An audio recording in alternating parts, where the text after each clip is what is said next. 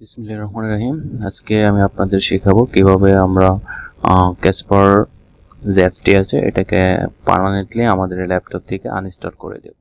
আমার স্ক্রিনে দেখতে পাচ্ছেন ক্যাসপার যে অ্যাপসটি আমারটা লাইসেন্স সহ ইনস্টল করা, তো আমি এটাকে আনইনস্টল করে দেব।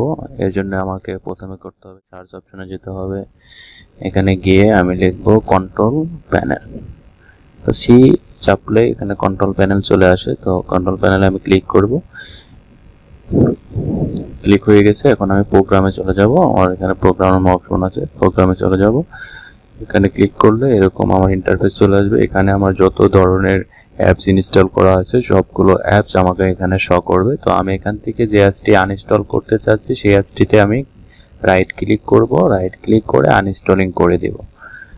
আনইনস্টলিং করে দেওয়ার পরে এরকম অপশন আসবে।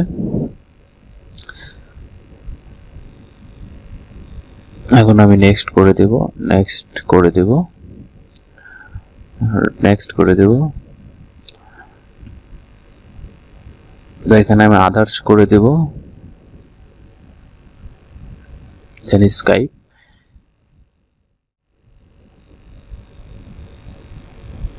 আনইনস্টলিং হচ্ছে। তো এটা আনইনস্টলিং এ অনেকটা সময় নিতে পারে, কারণ অনেক ভারী একটা অ্যাপস, আবার অনেক এটার কার্যকারিতা অনেক ভালো। এই অ্যাপসটি থাকলে আপনার ল্যাপটপ সুরক্ষিত থাকবে অ্যান্টিভাইরাস।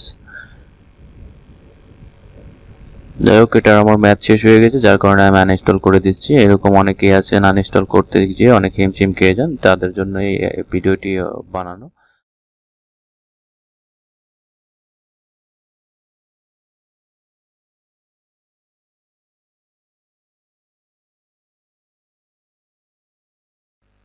আমার এখানে যে আনইনস্টলিং প্রোগ্রেসটা আছে এটা 2 থেকে 3 বার হবে, এতে বিভ্রান্তি হওয়ার কিছু নেই।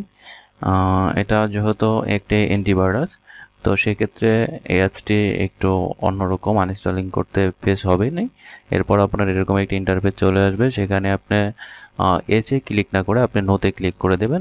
নো করে দিলেন, এরপর আপনার আনইনস্টলিং হয়ে গেছে। দেন আপনি এটাকে কেটে দেবেন, কেটে দিয়ে স্ক্রিনে একটি রিফ্রেশ করবেন, দেখবেন আপনার অ্যাপসটি পার্মানেন্টলিভাবে চলে গেছে।